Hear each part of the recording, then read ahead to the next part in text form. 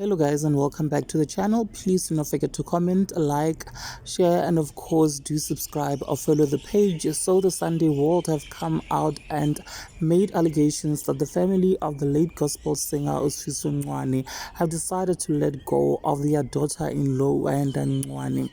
They have reported that Sfiso's mom and her daughter-in-law Ayanda are not seeing eye to eye, and as a result she has decided to disown her daughter-in-law Ayanda Ncwane, you guys.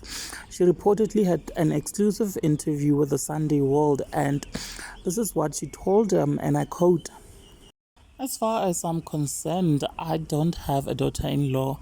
I disowned Ayanda a long time ago, but now I am making it official. I took that decision when she brought the police into my home, accusing me of ill-treating and attacking her. She went as far as applying for a protection order against me. I took that as a sign of her rejecting me as a mother-in-law," she said. "The last time I saw Ayanda was in December 2016 at Sfiso's funeral.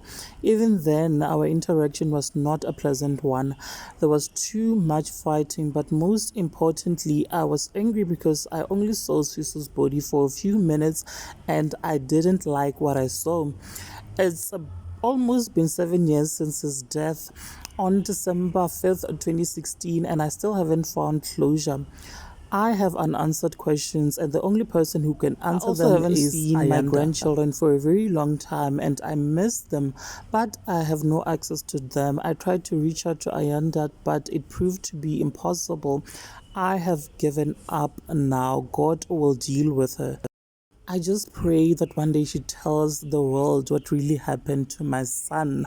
Well, there you have it, guys. What are your thoughts? Please do share them with me in the comment section.